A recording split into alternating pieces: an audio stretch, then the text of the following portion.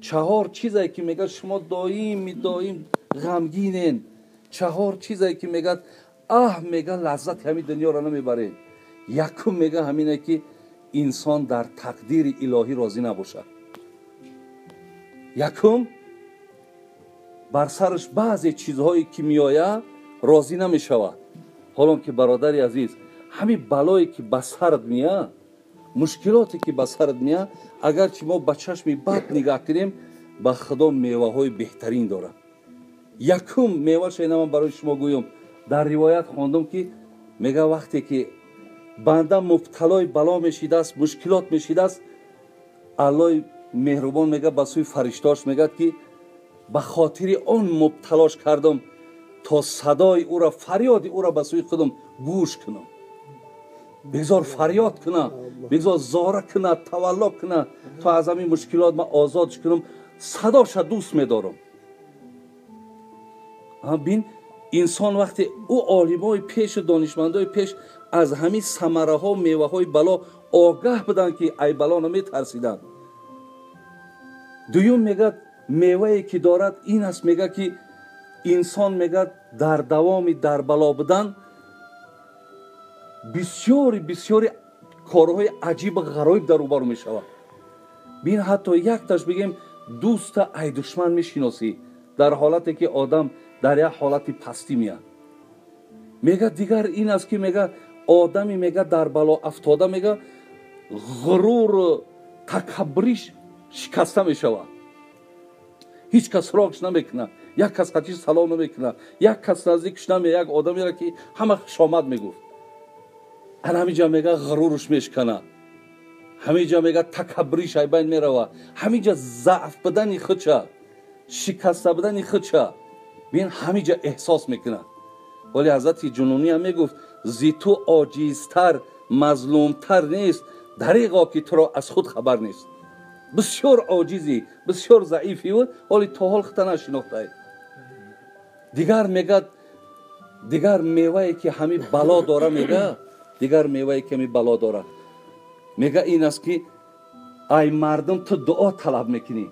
میگه بچه ها در حقم دعا کنین، بچه ها مشکلات دارم. بین محبت در بین مردم زیاد میشه. زین لحاظ برادرای عزیز، مقصد منم این است که نصیحتگر یعنی به یگان جای مبالغه، به یگان جای مثال بگیم که همین برای مردم همین چیزا که در دلشان تصدیق کنند، آمدیم به سر دویم ارتکاب گناه. دویم چیزی که آدم آسودگی و صفاش بین میبره. یکم راضی نبودن به تقدیر الهی، دویم وقتی که آدم مبتلای گناه شود، سوم حسد خوردن. در آدم وقتی حسد داخل می شود تماما آرامش نداره. چهارم میگه وقتی آدم از ذکر خدا غافل باشد.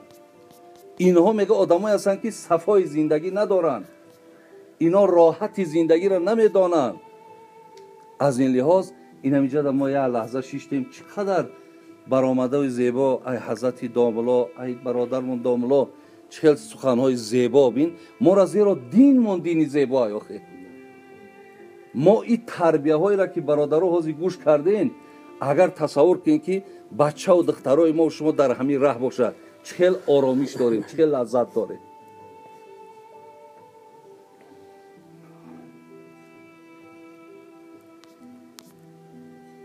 یک حدیث من میگم برادر عزیز، با همون انشاءالله کفایت میکنیم، زیرا بسیار صحبت های خوب هم شد.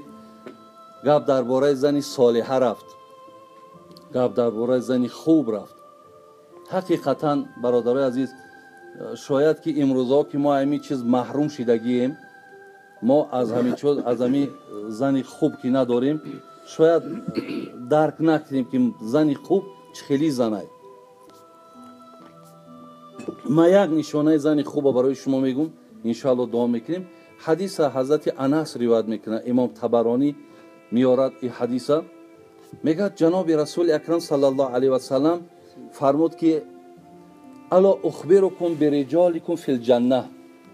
شما را ای مردکای جنتی آگاه کنو کیاهند مردهای اهل جنت؟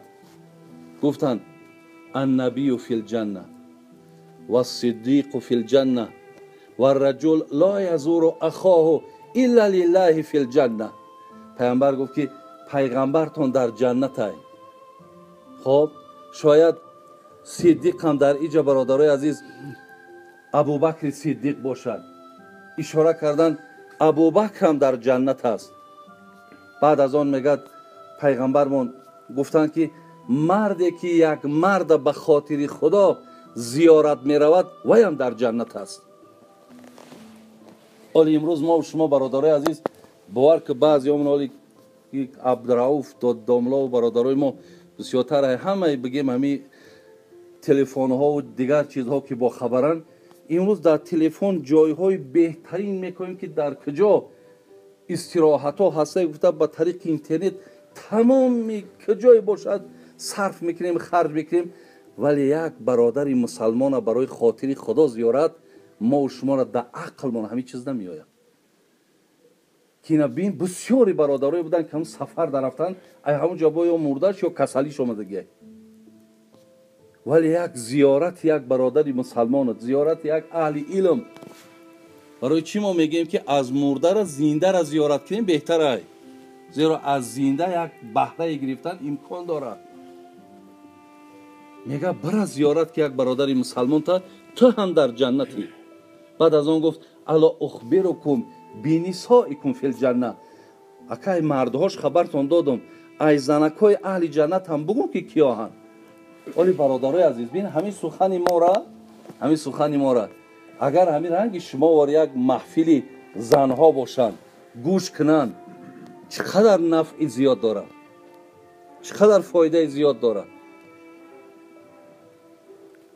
گفت حضرت کیان؟ حضرت گفتند ولود ودود. یکم گفتند حضرت گفتند زنهایی که زاینده‌اند و شوهرهاشون دوست می‌دارند. این همی برادرای از همین خدامان این همی جمعیت دور نریم. همین یک فقط همین زنک یک بار بپرس زنک چی را دوست می‌داری؟ کو میگه که ترا. این یک عادی سوال شدیم قبول زنک ای حمد چی را دوست می‌داری؟ اینا ببین که از همین مال دنیا اگر همون اینا بگه یک برای سنجش اینا پرس اگر همون اگر بگه مرده که من ترا دوست می‌دارم خیلی دیگر مرا باورم نمیاد آخی کی بگه که مرده من ترا دوست می‌دارم. همین سخن ای زبان زنها دیگه بیرون نمیشه برادر عزیز. حالا که بین دل آدم چقدر گرم میکنه چقدر وقت خوش میکنه. حضرت گفت زنی که مرده که دوست میداره او در جنت است. اگه در دوامش عمل زن جنتی را بینین میگه اذا غضبت او اوصی الیها او غضب زوجها قالت هذا یدی فی یدی لا اکتحل بغمز حتی ترضا. میگه وقتی که مردک بیرنده خیلی که امروزا با چقدر کارا مشکل شدگی هست با ایتاری حالت خوب در آمدن خانه هم کم شدگی هست. میگه زنک خودش در حالت غضب مردک هم در حالت غضب وارد خانه میشود. اگه میگه زنی جنتی همیجا باید کدام زنه؟ میگه وقتی مردک هم میبینه همین چهرش میفهمه که همین مردک در یگان کار ماندگی یگان مشکلاتی به سرش آمده. همیجا دا میگه در حال دستی مردک هم میگیره در دستش میگه مردک با خدای مهربان قسم اگر چی غم دقت مشکلاتی داری ایدیل دور که چهره تا تازه که تا اگر وقت خوش نکنی من بر خودم خواب حرام میکنم، من خواب نمیکنم. پیامبر گفت انا همین زن در جنت است. انا همین تعلیمات های ما برادرها تعلیمات های دینی ما را اگر همین دخترک های ما پیش ای مثال هازی همین کلین میگوی میترسی همین کلین کافتن داد میترسی داماد کافتن داد میترسی. ای برادر کدام دوره بود که ما حاضر بچه که او روز ایرسیه با یک زاره و تولد تلفن قطعی ما در اخلاص داشت است گرفتیم آوردیم 3 ماه گرفته در روسیه رفته 2 زنش میتن هرش نودختر میگریزم میره دیگه میگه من شرم کنم پدر ما بگم ایشم هم تریه. آخه یک کار شده برادرای عزیز که دیگر میبری در دکتر فریبت میکنه، میبری در دکتر ایشانش میتی این پرده حیای آدم میداره. آخه حیران شدیم در یک حالتی زدیم که برای چی؟ برای که برادرای عزیز حقیقتا از تعلیمات دینی خودمون دور گرفتیم، از تعلیمات های دینی دور گرفتیم خودمون، با عقل های کوچکی خودمون، با دلالت های بعضی همین نافهما و بفهما بگیم امروز ما و شما تربیه را در خانه درست کردگیم. انمی احوال منه چوبینی زنی را که پای بر جای نیست، شیخ سعدی میگه ثبات در خردمندی و رای نیست، گریز از کفش بر دهانی نهنگ که مردن به از زندگانی بننگ. چیکار کنیم که دیگر این شمه پرتای دیگر شم بگیری با اون شه از این دم همچنان. برای برادرای عزیز و گرامی که ما انشاءالله از خداوند همیشه دعا میکنیم که خدای مهربان کلینهای خوب در مقصد موفق شیم و بچه هکامون همین مشکلات و سختی ها را هیچ وقت مثال نچشند و از الله مهربان خواهانی هستیم که خدایی خیلی محفل ها را برای ما و شما موفق کنه. چی شبی خوب و چی شبی نیک. شیخ سعدی میگفت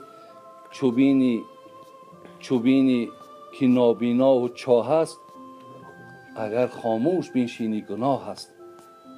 این بنطق آدمی بهتر است از دواب از تو بهگر نگویی ثواب.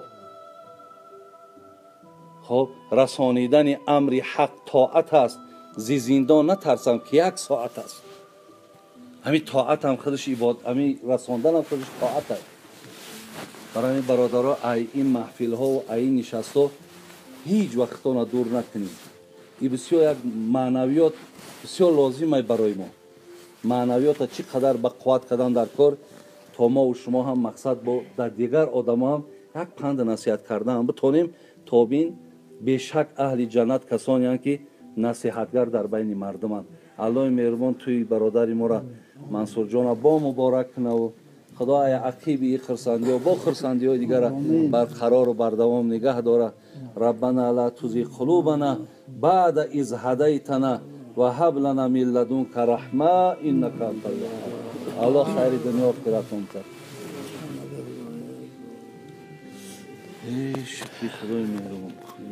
أعوذ بالله من الشيطان الرجيم. بسم الله الرحمن الرحيم. خلق الإنسان من صلصال كالفخار وخلق الجن من مارج من نار فبأي آلاء ربكما تكذبان رب المشرقين ورب المغربين فبأي آلاء ربكما تكذبان مرج البحرين يلتقيان بينهما برزخ لا يبغيان